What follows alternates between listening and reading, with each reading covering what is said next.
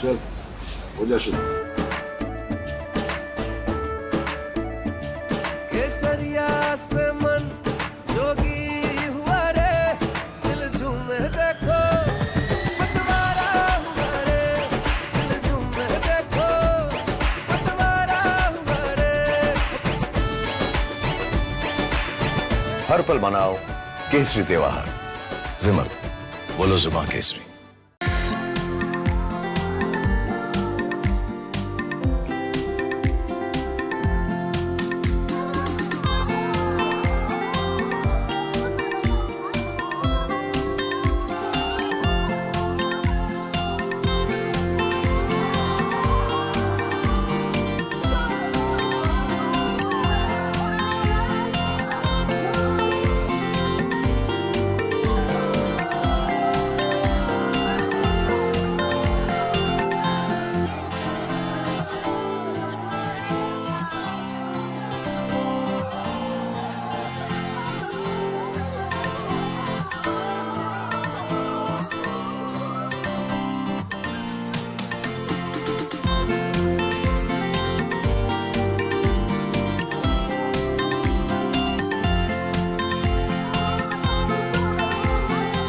जब देश आजादी के 100 साल मनाएगा, उस समय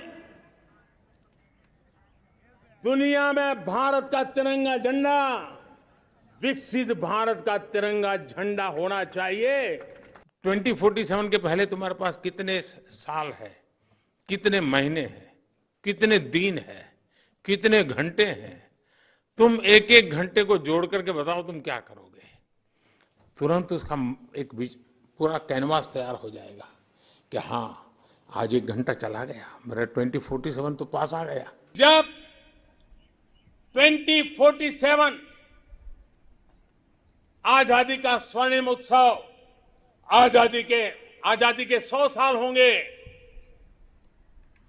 जो भी प्रधानमंत्री होगा, आज से 25 साल के बाद जो भी प्रधानमंत्री होंगे, वो जब झंडारोहण करते होंगे, तो मैं आज विश्वास से कहता हूं, वो अपने भाषण में जिन सिद्धियों का वर्णन करेंगे, वो सिद्धियां वही होगी जो आज देश संकल्प कर रहा है।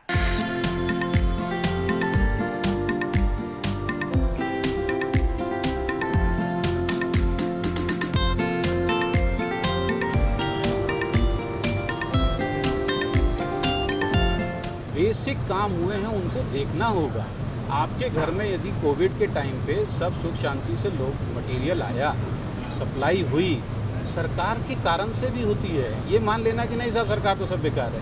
पूरी कंट्री में हर सप्लाई सब जगह हुई, दुनिया फेल हो गई, इंडिया पास हो गया साहब। और एक बात मैं आपको बहुत मार्के की बता रहा हूँ, मैंने दुनिया बहुत कई देशों में गए, इंडिया को कहा जाता था कि साहब हम जो है लॉ अबाइडिंग सिटीज़न नहीं है। अरे हमारे यहाँ से ज़्यादा लॉ अबाइडिंग कोई निकला ही नहीं। कोविड में सरकार ने बोला कि भाई ये हम वैक्सीन बना रहे हैं, लोगों ने वैक्सीन लगवाया, सरकार ने बोला घर में रहना है, लोगों को विश्वास था कि ये सरकार कह रही तो घर में रहो, हमारा ज़िंदगी में कोई इम्पैक्ट नहीं आएगा। तो मैं यहाँ जो एलीट क्लास है उसको ही बताना चाहता हूँ कि जब आप वो 3 महीना 4 महीना व्हाटएवर लॉकडाउन पीरियड में घर में थे, तो ये बिजली पानी ये सरकारी सिस्टम से ही आ रहा था।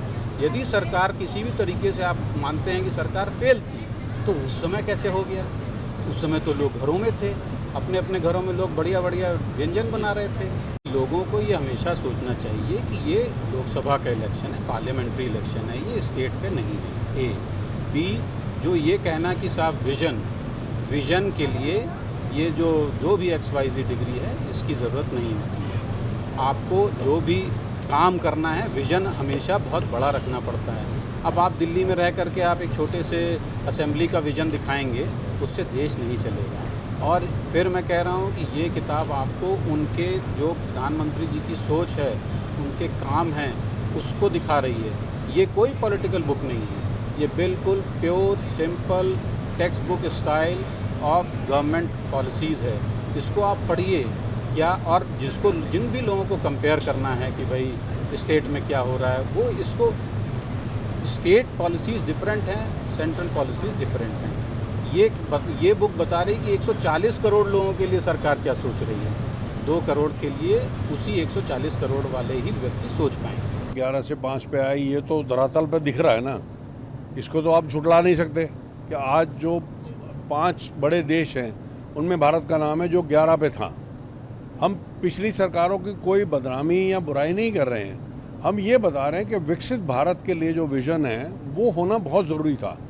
ये नहीं कि पिछली सरकारों ने काम नहीं किया होगा, काम किया, बट वो उतना अपना अचीव नहीं कर पाए जो इन्होंने 10 साल में अचीव कर लिया। तो बाकी कहना कि जी नौकरियां नहीं हैं, बट एक स्टडी अभी पीछे, मतलब कांग्रेस के ही बड़े चहेते इंसान थे, मैं नाम नहीं लूँगा यहाँ पे, उन्होंने ही अभी एक इंटरव्यू में कहा है कि आज की डेट में 4% जो है अपना अनएम्प्लॉयमेंट है, जो कि 14% थी आज से 10 साल पहले। एम्प्लॉयमेंट का ये मतलब नहीं होता कि सरकार में IAS बन गया, IPS बन गया, या IFS बन गया, या IRS बन गया। एम्प्लॉयमेंट होती है किसी चीज़ को भी लेके। आज आप मुद्रा स्कीम को देखते हैं, लेडीज़, घर घर की लेडीज़ को मुद्रा लोन कम ब्याज दरों पे दिया जा रहा है कि वो सशक्त तो लें, इसीलिए वहाँ पे घर घर में जो छोटे छोटे कारीगर हैं उनको दिया जा रहा है कि भाई आप अपना काम करें। रेडी पटरी वालों को सरकार ने लोन दिया कि भाई आप लोन लीजिए और अपना काम बढ़ाइए। तो ये सब जो स्कीम्स हैं, जो वेलफेयर स्कीम्स हैं, ये कारगर हो रही हैं, इसी से एम्प्लॉयमेंट जनरेट होती है।